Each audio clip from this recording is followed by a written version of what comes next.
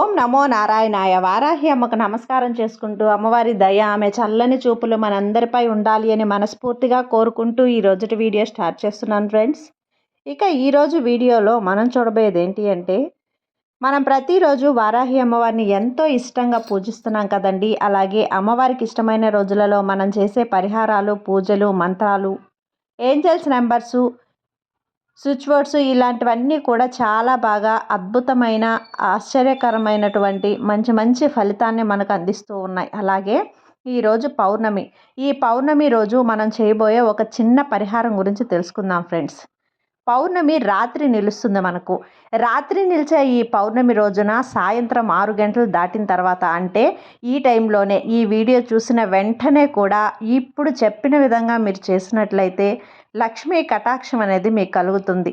మీకు ఎలాంటి సమస్యలు ఉన్నా కూడా అన్నీ కూడా కొన్ని గంటల్లోనే మీకు తీరిపోయి రిజల్ట్ అనేది కూడా మీకు కనిపిస్తుంది. అది ఏ విధంగా కనిపిస్తుంది, ఎలా చేయాలి అనేది ఈరోజు మీతో షేర్ చేయబోతున్నాను ఫ్రెండ్స్. ఎవ్వరూ కూడా ఈ వీడియోని స్కిప్ చేయకుండా చూడండి. పూర్తిగా చూస్తే మీకు ఏ డౌట్స్ లేకుండా క్లియర్గా ఉంటుంది. కాబట్టి వీడియోలోకి వచ్చేస్తే ఆ పరిహారం ఎలా చేయాలి, ఏం చేయాలి అంటే, ఒకే ఒక తమలపాకు కావాలండి. ఆ తమలపాకుతో మనం ఇప్పుడు చేయబోయే పరిహారం అనేది ఈ పౌర్ణమి రోజున మనకు అత్యంత అద్భుతంగా ఫలించి మనకు మంచి రిజల్ట్ అనేది ఉంటుంది. పౌర్ణమి రోజున మనం చేసే పరిహారాలు చాలా మనకు శక్తివంతమైన పరిహారాలు. మనకు ఎటువంటి సమస్యలు ఉన్నా పౌర్ణమి రోజున ఇంతకుముందు మనం నిమ్మకాయతో చేసిన పరిహారం, ఆ వీడియో కూడా చాలా బాగా మంచిగా రిసీవ్ చేసుకున్నారు. చాలామంది చాలా కామెంట్స్ అండి. మనకు అద్భుతంగా ఫలించింది అమ్మవారి శక్తి, పౌర్ణమి శక్తి అనేది మా సమస్యలు కూడా తొలగి మేము చాలా బాగున్నామనే కామెంట్స్ చాలానే చూసాము. కాబట్టి ఈరోజు కూడా మనం తమలపాకుతో చేయబోయి ఈ పరిహారం గురించి చెప్తున్నాం.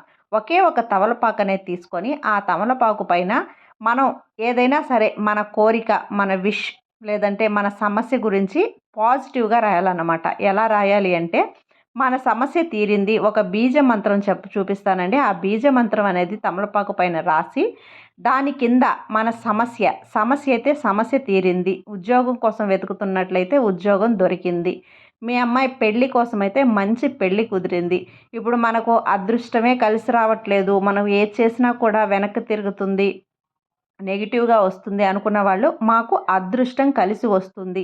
ఈ విధంగా మనం ఏదైతే కావాలి అనుకుంటున్నామో దాన్ని పాజిటివ్గా జరిగింది, మనకు నెరవేరింది అనే విషయాన్ని అందులో రాయాలి. ఈ పౌర్ణమికి మనం కోరుకునేటివి పాజిటివ్గా మనం ఇలా రాసినట్లయితే మనకు కొన్ని గంటల్లోనే అది ప్రపంచ శక్తి, అలాగే అమ్మవారి శక్తి, పౌర్ణమి శక్తి అనేది కలిసి మనకు ఆ విషయం అనేది త్వరగా జరుగుతుంది, త్వరగా నెరవేరుతుంది. కాబట్టి మనం ఏది కోరుకున్నా కూడా పాజిటివ్గా మాకు జరిగింది, మాకు తీరింది, మాకు నెరవేరింది అని చెప్పి రాయాలన్నమాట. అలా రాసినప్పుడు ఏంటి అంటే, మన సమస్య తీరడంతో పాటు మనకు పాజిటివ్గా మనకు అన్నీ కూడా నెరవేరడంతో పాటు మనకు లక్ష్మీ కటాక్షాన్ని కూడా మనకు పెంపొందిస్తుంది. ఒక తమలపాకు అనేది లక్ష్మీ కటాక్షానికి సంబంధించినదండి. ప్రతి ఒక్కరి ఇంట్లో తమలపాకు చెట్టు అనేది దాదాపు అందరి ఇళ్లలో కూడా ఉంటుంది. ఇప్పటికిప్పుడు మాకు తమలపాకు ఎలా దొరుకుతుంది అంటే, ఏదో ఒక విధంగా ఎవరొకరి ఇంట్లో ఉంటుంది. లేదు అంటే మనం ఒక 5 రూపాయలు పెట్టామంటే 2, 3 ఆకులు అనేది కూడా వస్తాయి. ఒకే ఒక్క ఆకుతో మనం పరిహారం చేసుకుంటే మనకు చాలా అంటే చాలా మంచి లాభం అనేది కలుగుతుందండి. తప్పకుండా కూడా ఎవరు కూడా ఈ ఒక గంట సమయాన్ని ఎవరూ మిస్ చేసుకోవద్దు ఫ్రెండ్స్. రాత్రి పడుకోబోయే లోపు ఏదైనా మనం దీపం అనేది పెడతాం కదా, సాయంత్రం సంధ్యా దీపం అనేది పెడతాం, లేదంటే ఆ పౌర్ణమి రోజు అమ్మవారికి విశేషంగా మనం నెయ్యి దీపం అనేది కూడా పెడతాం.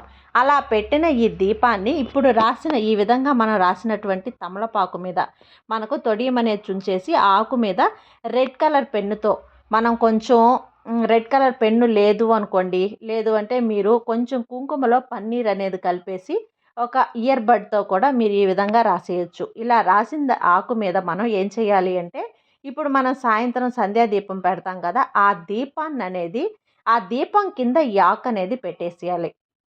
ఈ రాత్రి అంతా కూడా మీరు దీపం కింద పెట్టిన ఆకుని ఇలానే ఉంచేసేయండి ఫ్రెండ్స్. మీ సమస్య అనేది తెల్లవారిన తర్వాత అయినా సరే కొద్ది గంటల్లోపే మీ సమస్య అనేది తీరుతుంది. మీకు అంతా పాజిటివ్గా జరుగుతుంది. మీరు అనుకున్నది అనుకున్నట్లు, మీరు ఏదైతే మనసులో మంచిని తలుస్తున్నారో, మీ సమస్య తీరాలి అనుకున్నారో ఆ సమస్య అనేది ఖచ్చితంగా ఈ పౌర్ణమి గడియలు దాటేలోపే మీకు తీరిపోతుంది.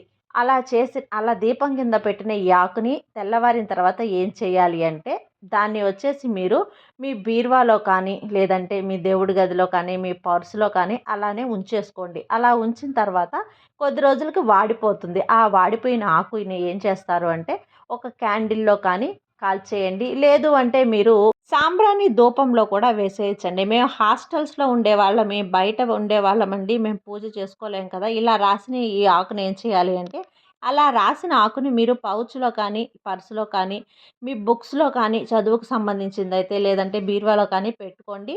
దాన్ని తెల్లవారిన తర్వాత మీరు ఏదైనా క్యాండిల్ పెట్టి, ఆ క్యాండిల్ అయినా కాల్చి స్మాష్ చేసేయండి ఫ్రెండ్స్. దీపారాధన కింద పెట్టిన వాళ్ళైతే సాంబ్రాణి ధూపంలో వేసేయండి. ఇలా చేసి చూడండి. ఈ పౌర్ణమి రోజున, ఈ శక్తివంతమైన ఈ పౌర్ణమి రోజున మీరు చేసే ఈ పరిహారం అనేది మంచిగా ఫలించి మీకు మంచి ఫలితాన్నయితే అందిస్తుంది. తప్పకుండా ఈ విధంగా ట్రై చేసి చూడండి ఫ్రెండ్స్. మీకు కలిగే అద్భుత మార్పులు, మీ జీవితంలో మీరు చూసే మార్పులనేటివి మీరే చూస్తారు. అది ఫ్రెండ్స్ ఈరోజుటి వీడియో. ఈ వీడియో కనుక మీకు నచ్చినట్లయితే లైక్ చేసి సబ్స్క్రైబ్ చేయండి. మరికొంతమంది భక్తులకు షేర్ చేయండి. సర్వే జన సుఖినో భవంతు. జై వారాహి మాత.